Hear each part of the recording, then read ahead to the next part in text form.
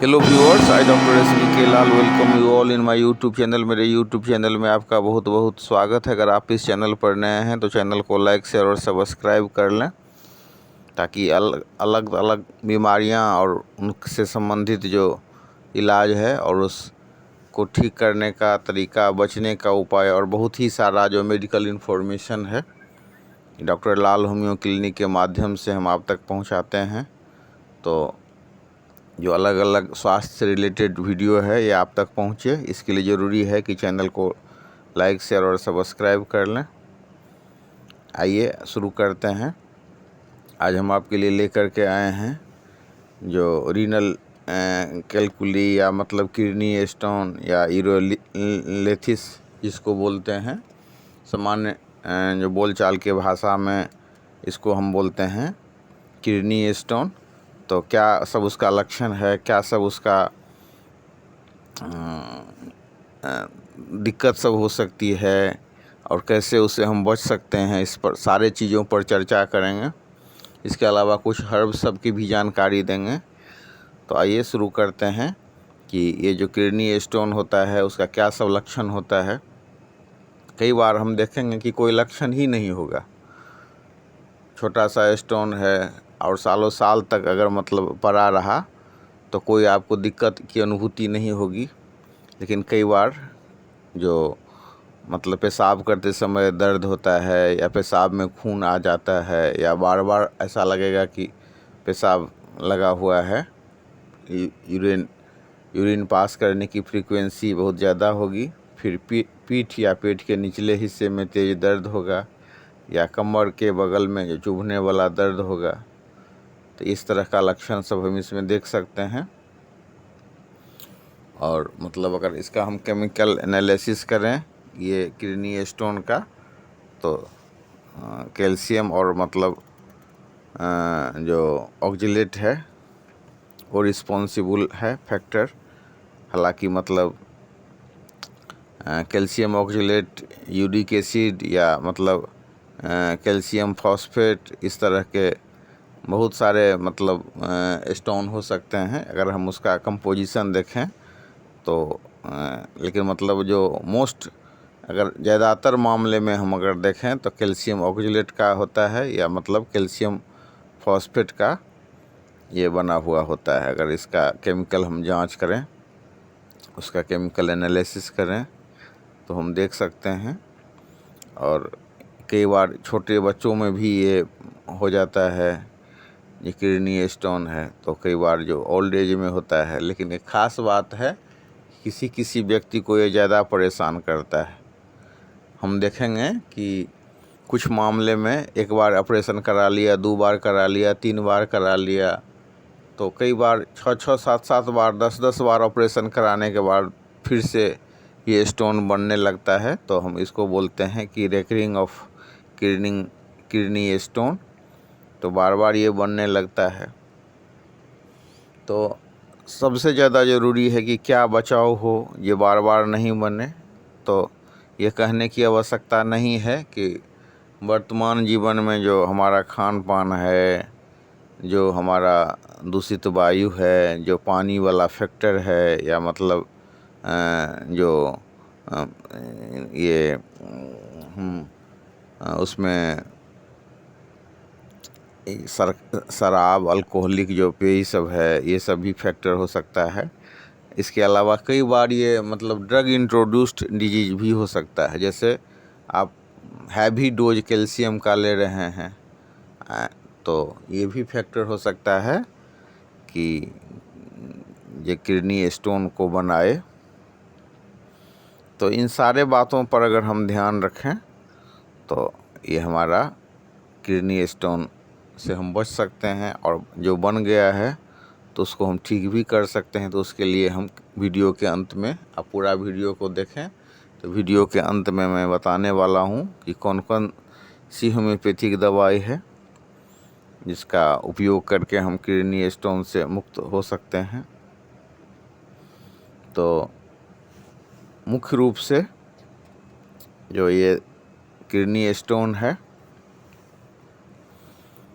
उसमें हम देख सकते हैं कि कैल्शियम ऑक्जेलेट और कैल्शियम फॉस्फेट जैसा जो केमिकल है, मतलब कंपाउंड है, कैल्शियम और ऑक्जेलेट का कंपाउंड है, या मतलब यूरिक एसिड का कंपाउंड है, तो ये सब चीज़ सब रिस्पॉन्सिबल हो सकता है।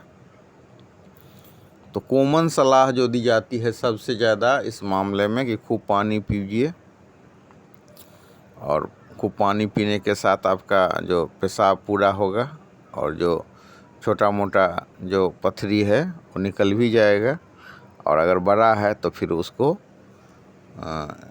ऐसी दवा सब है होम्योपैथी में जिसको हम यूज करके उसको घुला घुला करके उसको बहुत छोटा कर देंगे, और छोटा कर देने के साथ ही उसको पेशाब के माध्यम से बाहर निकाल दिया जाएगा।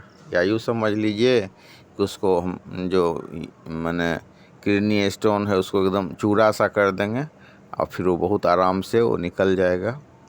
तो सर्वाधिक जो हम देखते हैं कि कैल्शियम ऑक्जेलेट और कैल्शियम फॉस्फेट का मतलब ये कंपाउंड होता है, और इसमें जो सबसे ज़्यादा जो सलाह दिया जाता है वो पानी पीने का।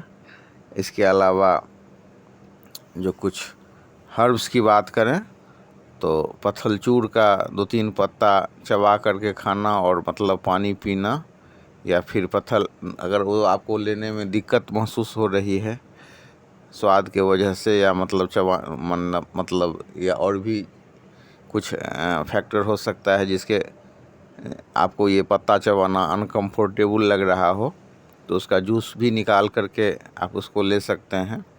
बहुत सारा हर्ब्स है, जैसे गिलोय है, गोखरू है, और कुछ मतलब व्यायाम है, कुछ प्राणायाम है, और मतलब जो ये जो हमारा ऑक्जेलेट फूड आइटम है उसको हम अवॉइड करते हैं।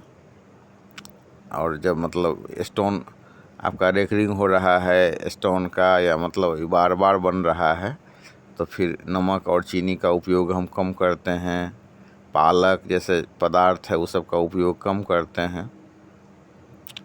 लेकिन यही अगर आप इनिशियल स्टेज में है, और मतलब जब तक ये बीमारी शुरू नहीं हुई है, या मतलब बहुत छोटा सा है, तो उसमें जो फूड और न्यूट्रिशन स्पेशलिस्ट हैं, जो हमारे भोजन विशेषज्ञ लोग हैं, या मतलब जो डॉक्टर लोग हैं जिन्होंने काम किया है, तो उसमें ये है निश्चित रूप से ये नहीं है कि सबको जैसे पालक ही है तो पालक को कहता है अवॉइड करने के लिए, अगर रेकरिंग बार बार हो रहा है तो इसका। लेकिन अगर मतलब शुरुआती अवस्था है तो उसमें अलाउ किया जाता है, क्योंकि बहुत अच्छा स्रोत है विटामिन ए, सी और ई का। और यही जो विटामिन आप कैल्शियम भी ले रहे हैं और मतलब जो पालक भी ले रहे हैं, तो फिर वो स्थिति जो कैल्शियम ये जो विटामिन ए सब जो होता है सो मतलब फैट में घुलनशील होता है, तो वो स्टोर हो सकता है शरीर में।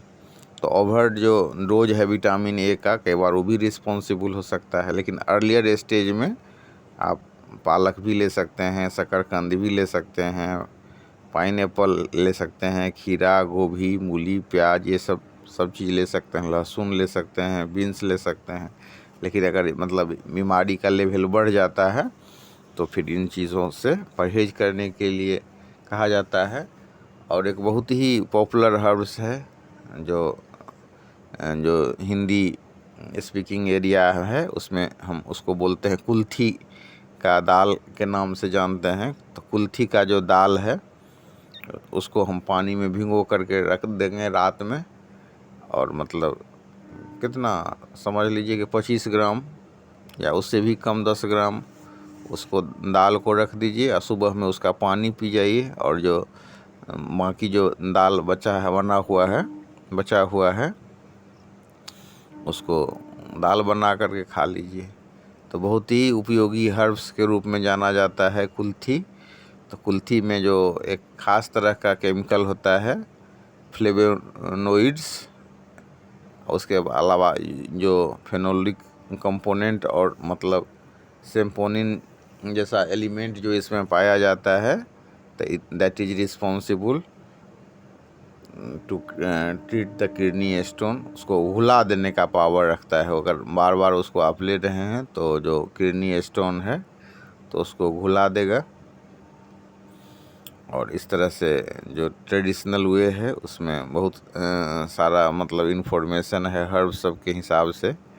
एक और भी बहुत अच्छा हर्ब्स है जिसको हम फेंक देते हैं, जिसका हम यूज नहीं करते हैं, लेकिन आपको जान कर के आश्चर्य लगेगा।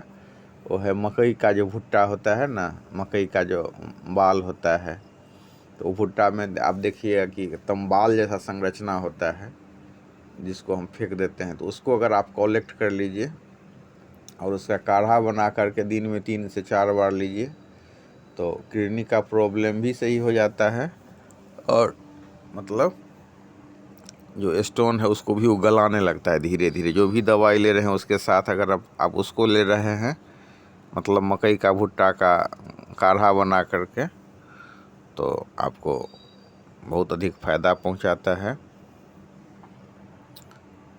तो ये सब तो हो गया कुछ आयुर्वेदिक ट्रीटमेंट, कुछ ये। लेकिन मतलब जो कोई भी इलाज अपना मन से नहीं करना चाहिए। कुछ जो डॉक्टर लोग हैं उनके निर्देशन में ये इलाज करना चाहिए। और आप देखेंगे कि माने भोज्य पदार्थ के बारे में भी बहुत सारा विवाद है डॉक्टर लोगों के बीच में। कुछ डॉक्टर कहते हैं ये लेना चाहिए, कुछ कहते हैं ये नहीं लेना चाहिए। लेकिन जो मोस्ट कॉमन है कि जो अगर मतलब आपका सोडियम लेवल ज़्यादा है, पोटेशियम लेवल ज़्यादा है, तो कई बार आपको सलाह दिया जाता है कि नमक और चीनी का उपयोग कम कीजिए और नींबू पानी का उपयोग बढ़ाइए। और फिर जौ का सत्तू बहुत अच्छा है, केला का उपयोग करना बहुत अच्छा है। इस तरह से ये हो गया जो भोज्य पदार्थ के बारे में। और हम चर्चा करते हैं अब होम्योपैथिक दवा के बारे में। तो होम्योपैथी दवा में बहुत सारी दवाइयाँ हैं, जैसे मतलब लाइकोपोडियम है, ocimum sanctum, sarsaparilla, cantharis, berberis vulgaris, hydrangea, बहुत सारी दवाइयाँ हैं होम्योपैथी में उपलब्ध।